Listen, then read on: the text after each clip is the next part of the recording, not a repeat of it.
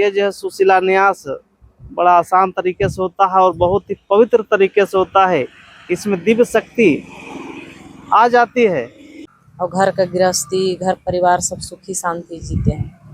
और सभी का और राम लखन दादाजी के सबसे पहले मैं धन्यवाद देते हूँ। इनको माध्यम से और मनोज दादा के माध्यम से हम तो यहाँ जुड़े और बहुत तरह तरह का हमको पसंद लगा। पुरानी विधि में बहुत सारे बाह्य आदमर घुस गए थे और उस बाह्य आदमर के द्वारा आम जनता को शोषण किया जा रहा था कि ब्राह्मणों का जो एकाधिकार था इस तरह के अनुष्ठान में, वो एकाधिकार श्री आशीष श्री आनंद मूर्ति जी खत्म कर दिए। अभी हम लोग शिलान्यास करने के लिए मनका जा रहे हैं। बाबा नाम के बलम, बाबा नाम के बलम। शिलान्यास स्थल पर पहुंच गए। बहुत वेट करना पड़ा ना। नमस्कार, बहुत इंतजार करना पड़ गया आप लोग को। पुनीता इधर बढ़िया जगह पर जमीन ले ली। नमस्कार जी, नमस्कार।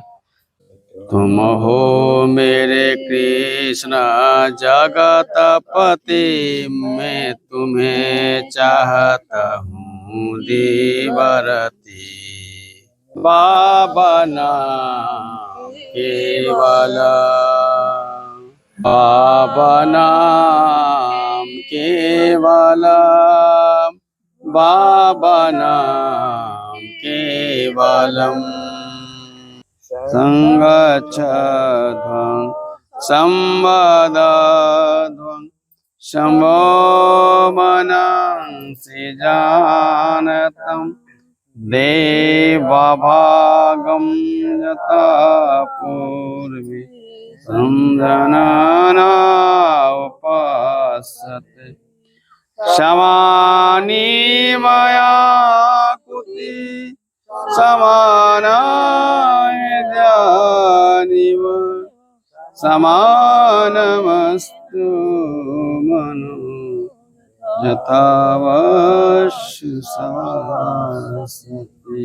गुरुर्ब्रह्मा गुरुर्विष्णु गुरुर्देव महेश्वर, गुरुरेव परम ब्रह्म, तस्मै श्री गुरुवे नमः।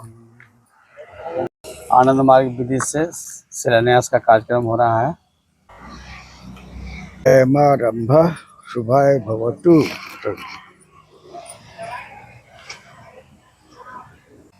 एमारंभ शुभाय भवतु।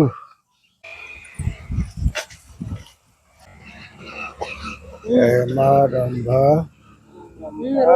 शुभाय भवतु। बाबा नाम केवलम, बाबा नाम केवलम, बाबा नाम केवलम। सबको बोलिए एक साथ। आज का यह शिलान्यास सर्वभाव से सार्थक हो। यह शिला के समीप प्रतिवेशी मधुमय हो। प्रतिवेशी के समीप यह शिला मधुमय हो। इस शिला के ऊपर हम यथाशीघ्र कुटीर निर्माण कर सकें। आज का यह शिलान्यास सर्वभाव से सार्थक हो। यह शिला के समीप प्रतिवेशी मधुमय हो। प्रतिवेशी के समीप यह शिला मधुमय हो। यह इस शिला के ऊपर हम यथाशीघ्र कुटीर निर्माण कर सकें। ओम शांति, ओम शांति, ओम शांति, ओम शांति, ओम शांति, ओम शांति। बाबा की जय, श्री आनंद मूर्ति जी की जय, महासंभूति बाबा की।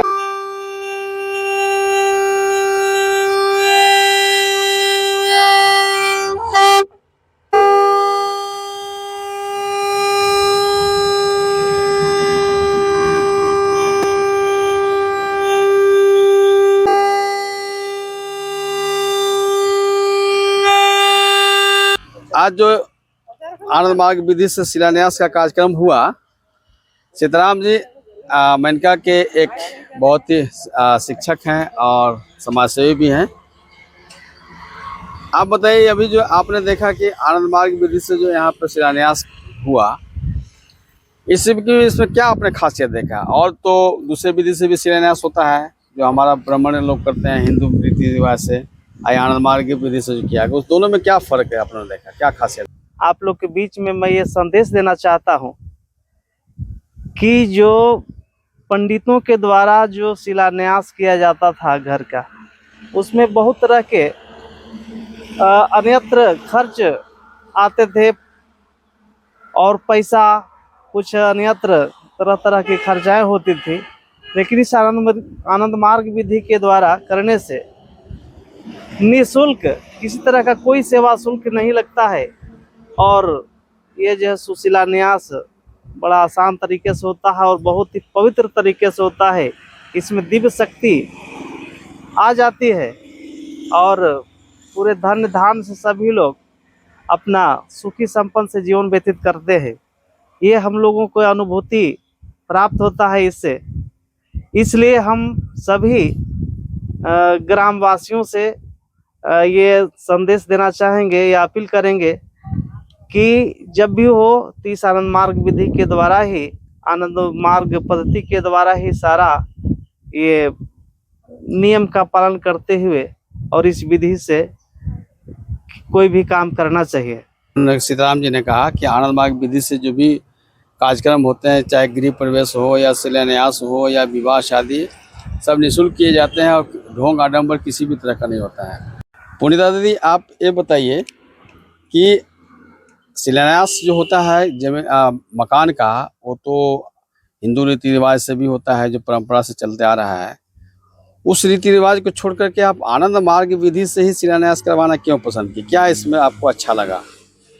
हमको इसमें सबसे अच्छा यही लगा कि आनंद मार्गीय में सुविचार और अच्छे व्यवहार के साथ पूजा पाठ किया जाता है और मतलब सब बच्चे लोग को संस्कारिक दिया जाता है। घर परिवार में संस्कारिक होने के, शाकाहारी के होने के मतलब से है कि सब कुछ मतलब अच्छे चलते हैं कार्यक्रम, और घर का गृहस्थी, घर परिवार सब सुखी शांति जीते हैं। इसमें पैसे भी नहीं लगते हैं, कहीं खर्चे भी नहीं होते हैं।